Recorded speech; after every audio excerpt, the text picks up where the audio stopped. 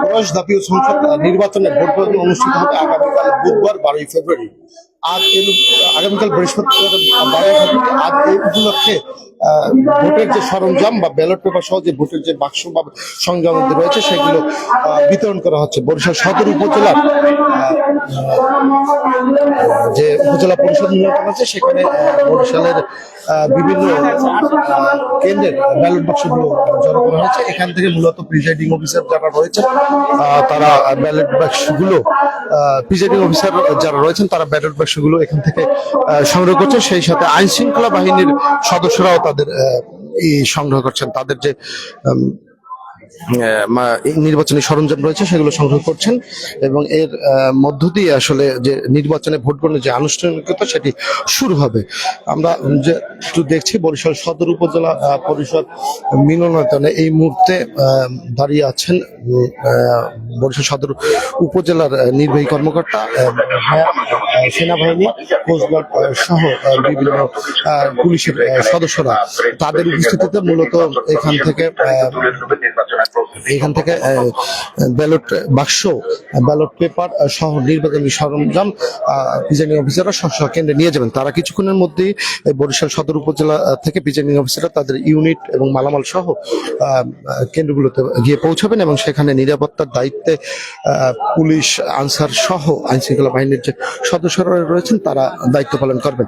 আপনাদের বলে রাখি যে বরিশাল জেলায় মোট 6টি আসন রয়েছে এবং এই 6টি আসনে 36 জন প্রার্থী প্রতিদ্বন্দ্বিতা করছেন, যার মধ্যে বরিশাল 1 আসনে 1, 2, 3, 4 ও 5 আসনে বিএনপির পাশাপাশি জামাত ইসলাম এবং ইসলামী আন্দোলন বাংলাদেশের প্রার্থীরা রয়েছেন। তবে এর মধ্যে সবচেয়ে বেশি আলোচনায় রয়েছে বরিশাল বিভাগীয় শহর বরিশাল যে হেডকোয়ার্টার বরিশাল সদর আসন, সেই আসনের নির্বাচনটি।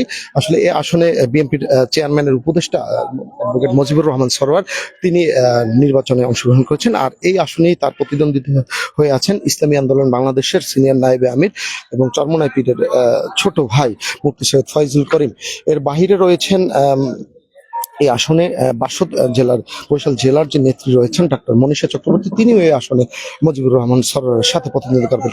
মুজিবুর রহমান সরওয়ার এই আসনে এর আগেও নির্বাচনে একাধিকবার বিজয়ী হয়েছেন। তিনি মোট 7বার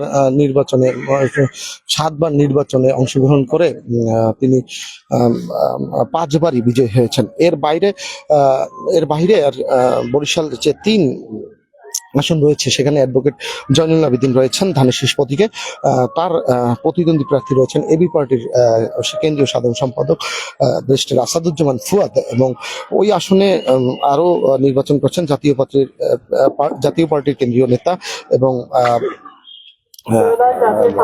সাবেক সংসদ সদস্য যিনি বর্তমানে কারাগারে রয়েছেন গোলাম কবির টিপু। তবে গোলাম কবির টিপুর হয়ে তার মেয়ে এবং নেতাকর্মীরা সেখানে প্রচার প্রচারণা চালাচ্ছেন। এর অপরদিকে কেন্দ্রীয় স্বেচ্ছাসেবক দলের যিনি রয়েছেন রাজীব আহসান, তিনি রয়েছেন বরিশাল 4 আসনে মেহেন্দিগঞ্জ ও হিজলা নিয়ে এই আসনটি গঠিত। নদীবেষ্টিত এই আসনে রাজীব আহসানের প্রতিদ্বন্দ্বী প্রার্থী রয়েছেন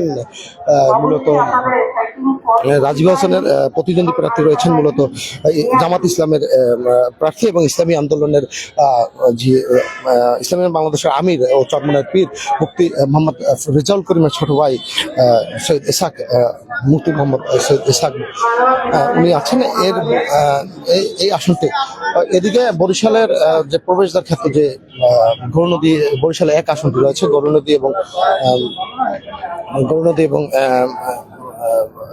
আগুলঝাড়া উপজেলা নিয়ে এই আসনটি করতে এখানে বিএনপির প্রার্থী রয়েছেন জহিরুদ্দিন স্বপন এবং তার প্রতিদ্বন্দ্বী হিসেবে মাঠে রয়েছেন জামাত ইসলাম ও ইসলামী আন্দোলনের প্রার্থী। যদিও এখানে বিএনপির স্বতন্ত্র বিদ্রোহী যিনি স্বতন্ত্র প্রার্থী রয়েছেন ইঞ্জিনিয়ার আব্দুল সোবহান, তিনি এই আসনে মূলত জহিরুদ্দিন স্বপনের সাথে প্রতিদ্বন্দ্বিতা করবেন বা ভোটের যে লড়াই সেটি হবে বলেই মনে করছেন প্রার্থীরা। যদিও সেখানে জামাত ইসলাম এবং ইসলামী আন্দোলন বাংলাদেশের উভয় প্রার্থী বেশ আলোচনায় রয়েছেন। আমরা যদি আপনাকে একটু তথ্য দিয়ে জানিয়ে রেখেছেন, এর বাইরে বরিশালের বাকেরগঞ্জ উপজেলা যেটি আসলে দীর্ঘদিন ধরে জাতীয় পার্টি নিয়ন্ত্রণে ছিল, সেই আসনটিতে এবার জাতীয় পার্টি নির্বাচন না করলেও সেখানে বিএনপির যে আবুল হোসেন খান তিনি আছেন, তিনি সাবেক সংসদ সদস্য, তিনি সেই আসন নির্বাচন করছেন।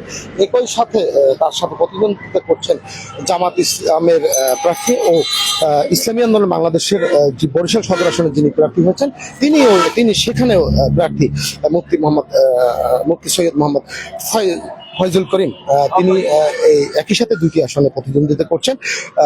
সব প্রার্থীরাই বলছেন তাদের নির্বাচন সুষ্ঠু অবাধ হলে সেখানে তারা বিজয়ী হবেন, সব প্রার্থীর প্রত্যাশাই সেটা।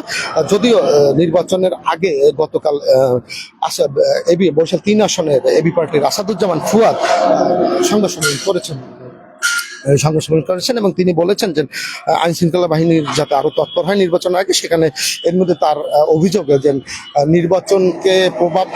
নির্বাচনে প্রভাব বিস্তার করার জন্য একটি দল সেখানে দেশীয় অস্ত্র সহ নানানভাবে সন্ত্রাসমূলক কার্যক্রম পরিচালনা শুরু করেছে। আর এর বাইরে বরিশাল জেলার বাইরে বরিশাল বিভাগের মোট 21টি আসনে 124 জন প্রার্থী প্রতিদ্বন্দ্বিতা করছেন। এরই মধ্যে